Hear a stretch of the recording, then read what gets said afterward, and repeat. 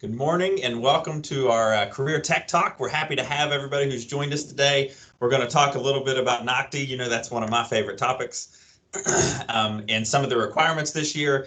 And then we're going to I'm going to pass it along to Veronica, and she's going to walk you through the steps to make sure you understand how to order study guides and how to order your test this year. And then we'll talk a little bit about reports. But before we get into the nuts and bolts of how to use the system, that's something that we get every year. We get people wanting to know, how exactly do I order? Where are the hiccups? Why aren't my students showing up? So we thought we would use this opportunity to talk to each of you about the actual steps of how you get from WEVUS all the way to ordering a test and getting a report for the school.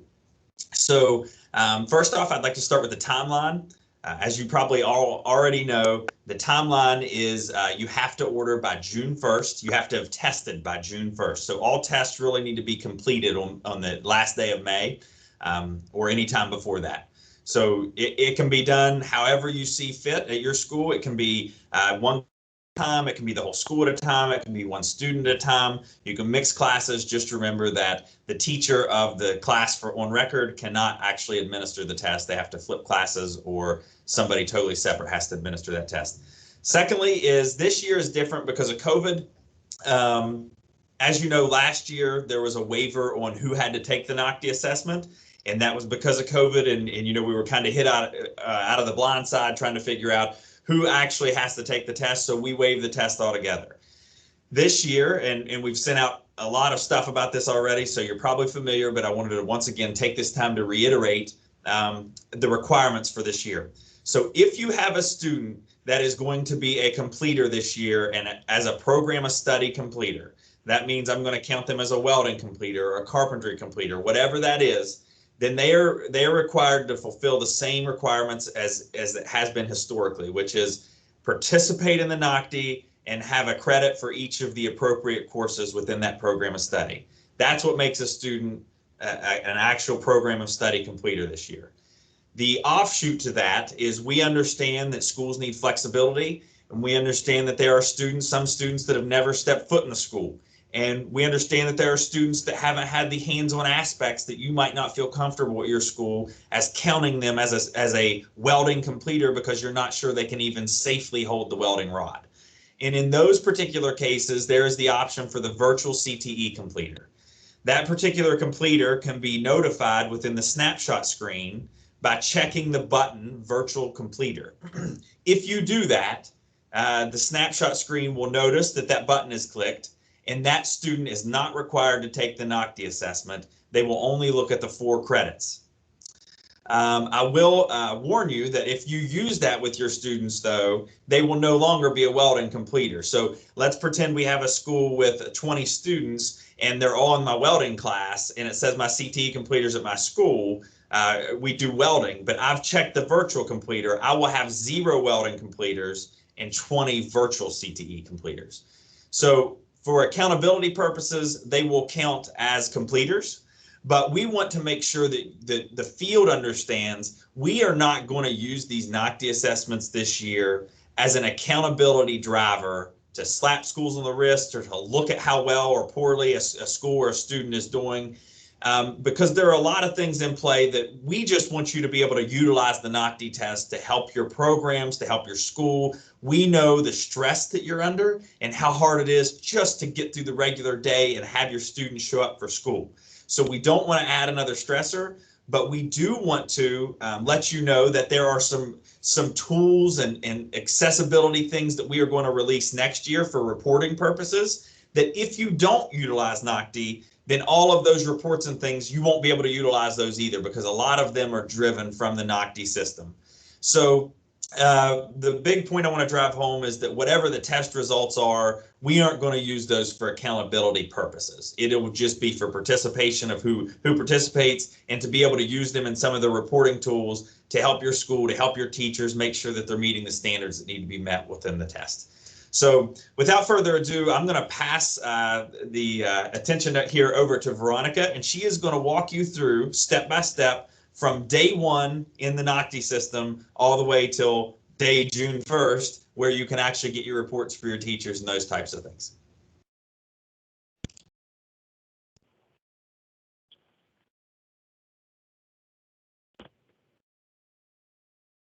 Thank you, Adam.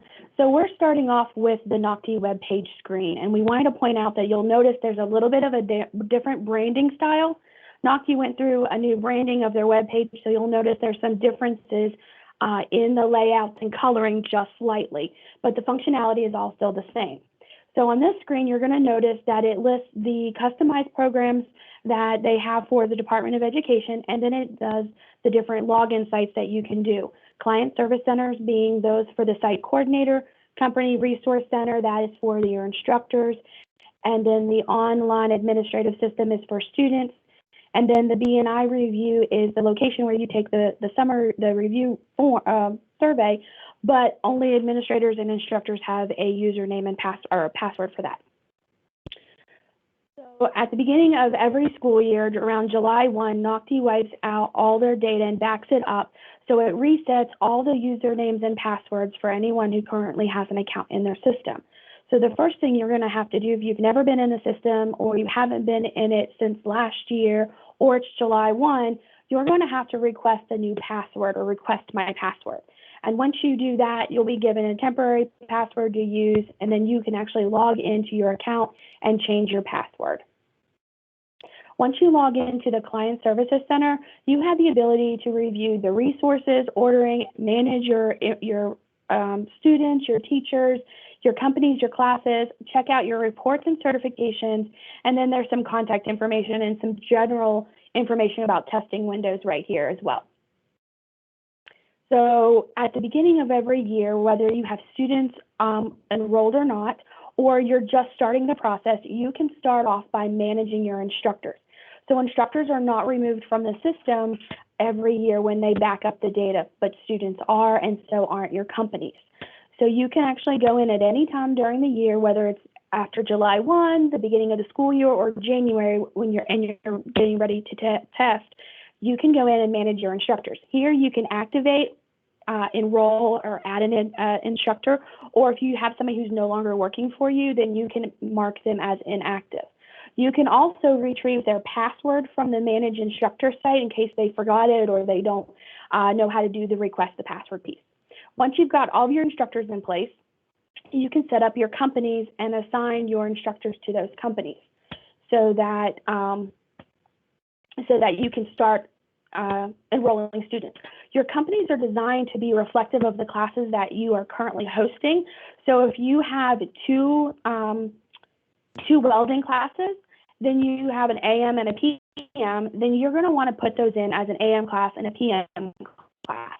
And the reason for that is because the way the data is reflected on the reports at the end of the year, if you put them in as two classes, you'll get data for two separate classes. If you put them in as one course, it's going to be all the data for that entire course, and you won't be able to separate it out for reporting purposes later. So once that part of the system is all set up, we can go take a look at the students and see how they're progressing in our system. So first, we have to make sure that students are enrolled in a program of study, and this is done by visiting the STU 301 on the Weavis platform and clicking on the CTE tab. Once here, you need to confirm that the current school year is selected and that a program of study is selected. If they have a checkbox and it's something that they can be enrolled in, then confirm the location. Some of our counties have CTE centers within the counties, and some of them have multi-county centers. So you need to make sure that wherever your student is attending, that location is correct, and then click Save. Once you click on Save, you can now visit the Snap screen to see your students and send them to NOCTI.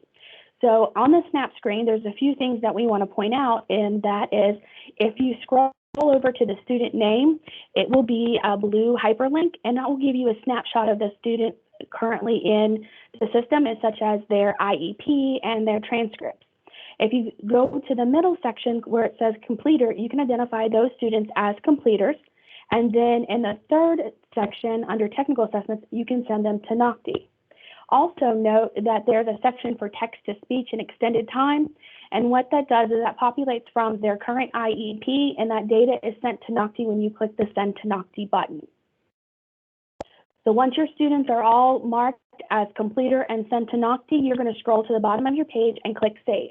Once you click Save, you need to wait for the page to refresh. This may take a few minutes because it goes and looks at each line of students and to see if there's any data changes before it's sent to NOCTI. Once it's sent to NOCTI, it's done within minutes. So you can actually flip over to the NOCTI page and watch your students populate. One other thing to note about the SNAP screen is that students who are enrolled in agricultural programs are not required to wait until their fourth required course to test.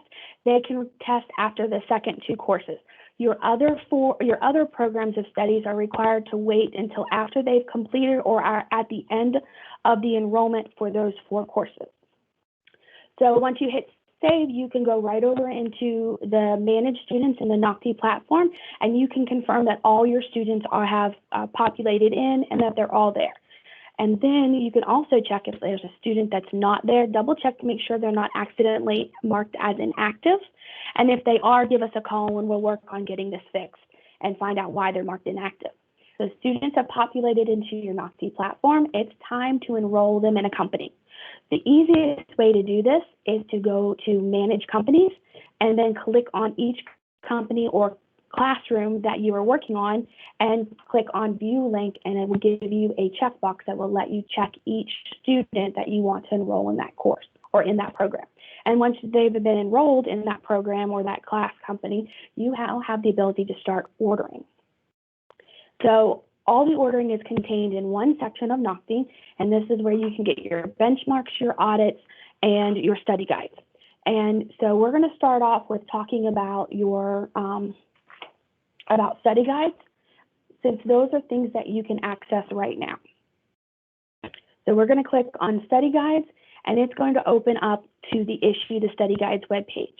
And it'll tell you the companies that you have listed in your account.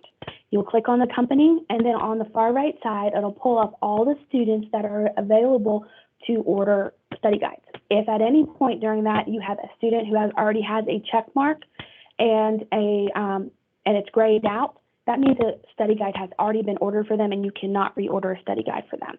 So the study guides are 1 per student per program of study, and the Department of Education pays for those.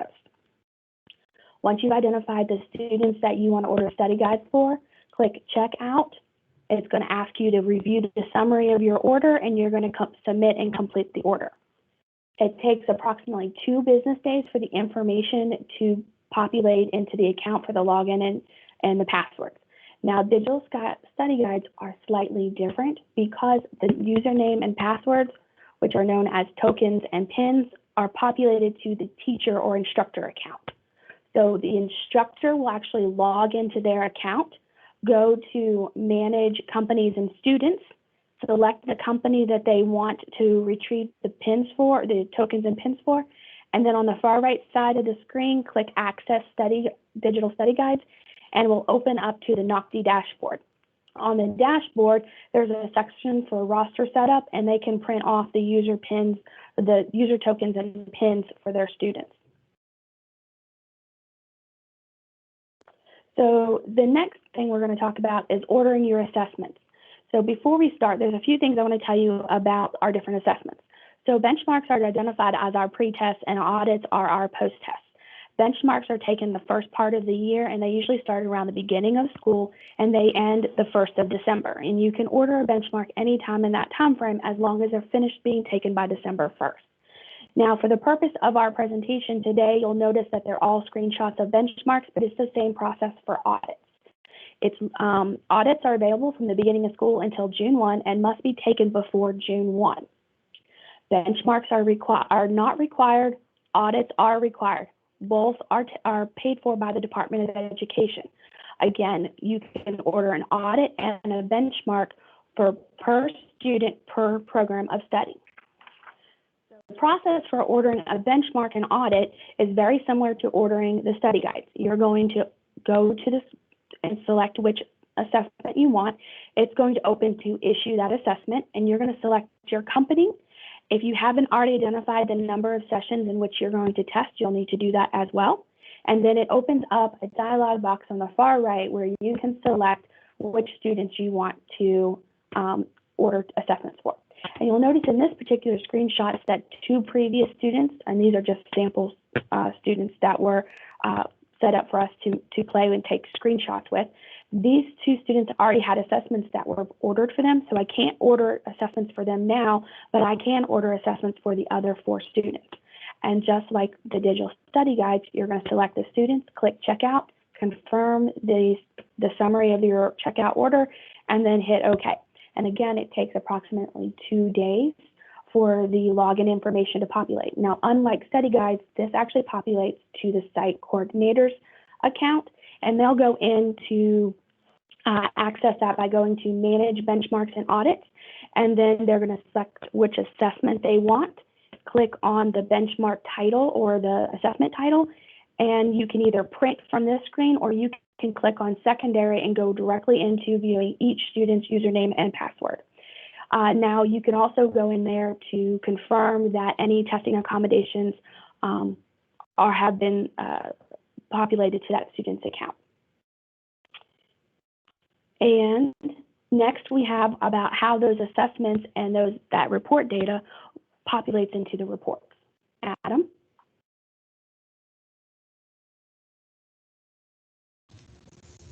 Thank you, Veronica.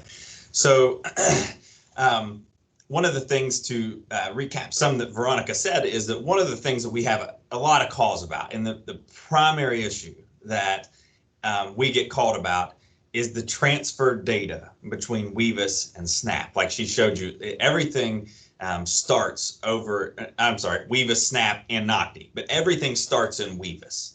So one thing that's been different throughout the years, I know I looked at the participants list, and a lot of you have been with us for a long time and have been doing this for a while. And so one of the differences, though, is that now everything in NOCTI is directly driven by Weavis. So if there's an issue in NOCTI, it's really just a reflection or a mirror of Weavis. So that's one thing that that's been a learning curve. I'll just say that. So, but one of the final things we wanted to cover today, and then we'll open it up for any questions we might have, are what reports are available within NOCTI. And there's a few different ones, and you can get really deep into the details, and we love that. If you're a data type of person, awesome, they're there. But one of the main ones we want to cover, and that we would like to encourage our teachers to look at, because this is really the driver that they can use, that ties to all their concepts, that we're trying to streamline everything, is the site summary report. This is available to administrators, called Site Summary, but it's also available within the teacher's account. So we're encouraging teachers, please sign up, please access your account, please look at your reports. And so this is just a mock sample of it, and many of you have seen it before, and I hope you're all using it to its full potential. But what it does is it allows you to pick your school year that you would like to look at a report, and it allows you to pick the program of study you want to look at. And within that program of study, you're going to have a set of 2 filters. One is going to be the company or the class title, basically. So if you've broken them up by classes, and the next one's the student. And that's why it's really important. Veronica had mentioned that when you're creating these companies or these classes in NOCTI, you really want to think about, how do you want to read this report right here? So if you have a teacher that's going to want to see just that teacher's students, make sure that when you're creating those companies, those are the students you're putting in there. So with this particular report, you're able to look at your entire program of study, or you're able to select the company filter and choose which class you want to look at individually, maybe by AM or by PM. And then if you want to drill down even farther, you can select one student within that class, and the report completely changes. This allows you to print a report for a student. It allows the teacher to look at each individual student and see where their issues are. But you'll notice the top half of this report, and it's a little tough to see on here, but I hope you've all seen it before, and we're more than happy to help you access it for your school if you'd like. But the top half of the report shows how they did on the pre-test, the post-test, and how they compare to the workforce entry score, which is the score that we're really starting to use as the driver for CTE, because this says a student is actually career ready. They're ready to walk into the career on day 1. And that's what that red bar right there, that is the bar that we want to get our students to. And then you have your state and national average. And then the bottom part of the report, we really think that this could help teachers, because it shows how students or classes or programs of study did on pre and post tests compared to the rest of the state and the rest of the nation. and it does it by standard with what percentage of the test that standard was. And what we've noticed over the years is that we have some schools that knock it out of the park in one standard, but the percentage and the weighted part of that standard isn't high enough to bring up the entire test score, so that it helps that teacher focus, hey, maybe I really need to focus on the standard that takes up 25% of my entire test, and we need to give a little more attention to it. So this is the report that we would really like to see used and driven, and we'll take feedback if there's anything else we can add to it. But this is the report we really want to drive home. And so that's why I would encourage you to, if possible at your school, to have those students go ahead and take the assessment, because we aren't going to use it to slap anybody on the wrist or to oversee, but it does give your teachers a way to say, hey, you know, through COVID and the regression that we've been seeing, we have these standards. We need some extra attention here, maybe through summer learning or whatever it may be. So that's the main report I want to drive home. There's one other report I'll flash up on the screen here real quick. This is just a standard report, and it really just goes into the nuts and bolts and details and decimal points of every standard, every competency, every little thing you could want. As a teacher, as an administrator, it's on there, and it's called the standard report. I'm more than happy to go into further detail, or Veronica at a later date with you individually if you're interested in these reports, but we just want you to know they're there and they're available. So with that, that kind of wraps up our presentation. You can have our contact information. If you guys have any questions, either Veronica and I are happy to answer those, and then we'll kick it on over to the office hours, where we'll get some of the CTE leadership to answer questions not related to this topic. So at this time, are there any questions or anything we can help clear up concerning NOCTI?